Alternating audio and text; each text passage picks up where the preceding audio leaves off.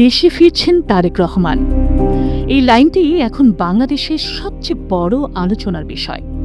কারণ ষড়যন্ত্রের জাল ছিন্ন করে এই ফিরে আসা এখন আর কোনো অনিশ্চয়তা নয়, বরং কোটি মানুষের স্বপ্ন পূরণের ক্ষণ। এই ফিরে আসা যেন বাংলার মাটির বুক চিরে উঠে আসা এক দীর্ঘশ্বাস, যে দীর্ঘশ্বাস বলছে দীর্ঘ ১৭ বছর ধরে রাজনীতি বিষয়টা বাংলাদেশে অসম্পূর্ণ ছিল এই নেতাকে ছাড়া। নেতাকর্মী ও অগণিত সমর্থকের সেই হতাশার দীর্ঘশ্বাস কাটিয়ে স্বপ্নপূরণ যেন শেষ লাইনের দিকে হাঁটছে, তবে থেমে থেমে এবং কিছুটা অতীতের ভার কাঁধে নিয়েও। ২০০৮ সালে রাজনৈতিক প্রেক্ষাপটে সেপ্টেম্বর মাসে ঢাকার আকাশ তখন কেবল ধূসরই ছিল না, বরং সেই সময়টাতে সবখানেই ছিল এক ধরনের চাপা আশঙ্কা। রাজনৈতিক দোলাচলের কারণে রাস্তার ল্যাম্পপোস্টে আলোতেও ছিল না সাধারণ মানুষের ভরসা। আর এমন প্রেক্ষাপটে অসংখ্য মিথ্যা মামলার বোঝা মাথায় নিয়ে একজন মানুষকে দেশ ছাড়তে হয়। সবাইকে জানানো হয় তিনি দেশের বাইরে যাচ্ছেন চিকিৎসার জন্য, কিন্তু ইতিহাস জানে সেটি ছিল একটা যোগ্য রাজনৈতিক ব্যক্তিকে নির্বাসনে পাঠানোর নির্মম ষড়যন্ত্র। সেদিন হয়তোবা ইতিহাসও জানত না এই বিদায় হতে পারে দীর্ঘ। কেউ জানত না একটি প্লেনের জানালা দিয়ে তাকিয়ে থাকা চোখ দুটো ১৭ বছর ধরে একই শহরকে স্বপ্নে দেখবে। হ্যাঁ, এমন অনিশ্চিতই ছিল ২০০৭-৮ সালের সেই রাজনৈতিক প্রেক্ষাপট। ১/১১ পরবর্তী যে প্রেক্ষাপটে রাজনীতিকে শুদ্ধ করার নামে রাজনীতিকেই স্তব্ধ করে দেওয়ার সময় ছিল সেটি। দেশি বিদেশি ষড়যন্ত্রে -2 ফর্মুলা ছিল যেন গণতন্ত্রের বুকের ওপর চেপে বসানো এক পাথরের স্তম্ভ। গ্রেফতার করে রিমান্ডে নিয়ে নির্যাতন চালিয়ে একজন জনপ্রিয় নেতাকে দুমড়ে মুচড়ে ফেলার সব আয়োজন তখন সম্পন্ন করা হচ্ছিল। পিজি হাসপাতালের বিছানায় ভাঙা পিঠ নিয়ে শুয়ে থাকা মানুষটিকে দেখে অনেকে ভেবেছিল সবই হয়তোবা শেষ। বিএনপি নামের বটবৃক্ষটির শেকড় বুঝি সেখানেই উপড়ে ফেলা হচ্ছে। কিন্তু ইতিহাস তো সেই নির্যাতনের মাত্রার চাইতেও বড় নিষ্ঠুর, কারণ ইতিহাস কখনো কারো চাওয়ার সঙ্গে তাল মেলায় না। ইতিহাসের সবচাইতে বড় শিক্ষাই হচ্ছে সে অপেক্ষা করে, সে সময় নেয়, আর ঠিক সময়ে সে আবারও দরজায় কড়া নাড়ে। আর তাই তো সেই কড়া নাড়ার দীর্ঘ অপেক্ষা করে গেছেন তারেক রহমান। রাজনৈতিকভাবে নানা পর্যায়ের নেতাকর্মীদের নেতৃত্ব দেওয়ার পাশাপাশি চেষ্টা করে গেছেন বিএনপি নামের বটবৃক্ষটিকে পরিচর্যা করে যেতে। কিন্তু এর বাইরের সময়টা কেমন ছিল তার? হয়তোবা এই সময়টিতেই লন্ডনের কুয়াশা ঢাকা রাস্তায় হাঁটতে হাঁটতে তার মন বারবার ফিরে গেছে ঢাকার কোনো ফুটপাতে থাকা শীতার্ত মানুষের দুঃখ কমানোর ভাবনায়। আবার কখনো বা টেমসের ধারে দাঁড়িয়ে মনে পড়েছে পদ্মা, মনে পড়েছে জনসভা, মনে পড়েছে স্লোগানে কাঁপা রাজপথ। কিন্তু দেশি বিদেশি ষড়যন্ত্রের জাল ভেদ করে সহসাই ফিরে আসার উপায় তো ছিল না। আর তাই ভরসা ছিল স্কাইপের ছোট পর্দা, জুমের নিস্তব্ধ ফ্রেম, আর এমন সীমিত পরিসরে সবার সঙ্গে যুক্ত থেকে বেঁচেছিল একটি দলের সাহস। দূরে থেকেও তারেক রহমান তাই ছিলেন সবার কাছে। কারণ তারেক রহমান তো শুধুই একজন নেতা নন, দীর্ঘ ১৭ বছরে তিনি হয়ে উঠেছেন অনুপস্থিতির ভেতরের উপস্থিতি। এই দীর্ঘ সময়ে তার গর্ভধারিণী মা ও আপসহীন নেত্রী খালেদা জিয়া ছিলেন কারাগারে, অসুস্থ হয়ে অনেকটা গৃহবন্দী অবস্থায়। অথচ মায়ের এমন অবস্থায় ছেলেকে বিভিন্ন ষড়যন্ত্রের জালে আটকে রাখা হয়েছিল দূর দেশে।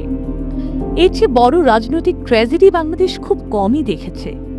যদি বলা হয় রাষ্ট্র একই সঙ্গে একজন মাকে শাস্তি দিয়েছে আর একজন ছেলেকে নির্বাসনে পাঠিয়েছে, তবে কি প্রশ্নটা বেশি ভুল হবে? এমন সময়ে দল ছিল ছন্নছাড়া, রাজপথ ছিল দখলদারদের দখলে, নেতাকর্মীদের কাছে ভয় ছিল নিত্যসঙ্গী। তার উপরে ক্ষমতাসীন ফ্যাসিস্টদের মুখে বলা লন্ডন প্রবাসী নেতা বা পলাতক নেতার কর্মীটাই ব্যঙ্গাত্মক শব্দ শোনা ছিল যেন কাঁটা ঘায়ে নুনের ছিটার মতো। কিন্তু সবকিছুর পরেও তারেক রহমান নেতাকর্মীদের বলেছেন ঐক্যবদ্ধ থাকতে। আর তাই তো ইতিহাস এখন বলবে, সবাই পালায় না, কেউ কেউ শেকড় জড়িয়ে টিকে থাকে। আর এরপরেই আসে ২০২৪ সালের জুলাই আগস্ট। ছাত্র জনতার কণ্ঠে কেঁপে উঠল রাষ্ট্র। ভয়ের দেয়াল ভেঙে নীরবতা হয়ে ওঠে চিৎকার। শেখ হাসিনা সরকারের পতন কেবল ক্ষমতার পতন ছিল না, বরং একজন রাজনৈতিক নেতা হিসেবে তারেক রহমানের দূরদৃষ্টি সম্পন্ন আন্দোলনেরও ফসল ছিল, যেখানে তিনি ফ্যাসিস্ট বিরোধী সকলকে গেঁথেছিলেন এক সূত্রে।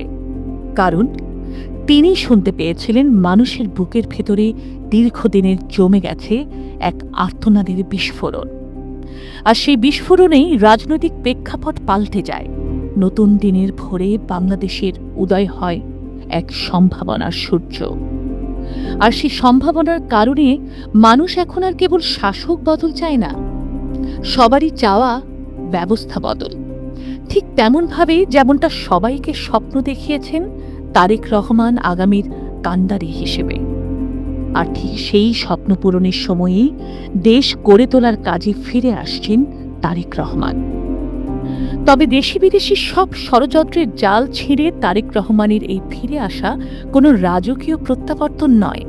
এটি শুধুমাত্র কোনো ফুলের মালা আর হাততালির গল্প নয়, বরং তারেক রহমানের এই ফিরে আসা বাংলাদেশের বর্তমান বাস্তবতায় হতে যাচ্ছে এক কঠিন অগ্নি পরীক্ষা। কারণ দেশ বদলে গেছে, মানুষ বদলে গেছে, প্রেক্ষাপট বদলেছে, আর তাই রাজপথের ভাষাও বদলে গেছে। আজকের তরুণেরা ইতিহাস মুখস্থ করে না, বরং তারা প্রশ্ন করে। তারা চোখে চোখ রেখে জানতে চায় এই রাষ্ট্র আমাদের কি দেবে। তারা দেখেছে আয়নাঘর, দেখেছে রাতের অন্ধকারে হারিয়ে যাওয়া মানুষ। তাদের কাছে অতীতের পরিচয় নয়, বরং দরকার ভবিষ্যতের নিশ্চয়তা। আর সেই নিশ্চয়তা নিয়ে কাজ করাটাই হতে যাচ্ছে তারেক রহমানের সবচেয়ে বড় চ্যালেঞ্জ। সময়ের পালা বদলে তারেক রহমান এখন আর শুধু একটি দলের নেতা নন, তাকে নিতে হবে এক ভাঙা রাষ্ট্রের নিরাময়কারীর দায়িত্ব। আর তাই তো সবাই বিশ্বাস করে তার দেয়া ৩১ দফা সংস্কার কেবল কাগজে লেখা কিছু বাক্য নয়, এগুলো মানুষের দীর্ঘদিনের আকাঙ্ক্ষার ভাষা। ক্ষমতার ভারসাম্য, বিচার বিভাগের স্বাধীনতা, ভয়ের রাজনীতির অবসানের মতো কথাগুলো বাস্তবায়িত হওয়ার স্বপ্নই দেখে বাংলাদেশ। ২৫ ডিসেম্বর হযরত শাহজালাল আন্তর্জাতিক বিমানবন্দরের রানওয়েতে যখন তারেক রহমানের পা স্পর্শ করবে দেশের মাটি, তখন হয়তোবা লাখো কণ্ঠে উঠবে স্লোগান। কিন্তু সেই স্লোগানের নিচে লুকিয়ে আছে নাম না জানা অসংখ্য গল্প, গুম হওয়া মুখ, হারিয়ে যাওয়া জীবন। যারা হয়তোবা নিঃশব্দে তৃপ্ত হবেন দেশের মাটিতে নেতার ফিরে আসার দৃশ্য দেখে। তাদের আশা একটাই, আর তা হলো তারেক রহমান নতুনভাবে হাল ধরবেন দলে। তার এই ফিরে আসা তাই সবার কাছেই অর্থবহ, কারণ সবার প্রত্যাশা এই ফেরা যেন একটি উপন্যাসের শেষ অধ্যায় নয়, বরং এটি যেন হয় এক নতুন সম্ভাবনার গল্পের প্রথম পৃষ্ঠা, যে গল্পে লেখা হবে তারেক রহমানের নেতৃত্বে এগিয়ে যাচ্ছে বাংলাদেশ।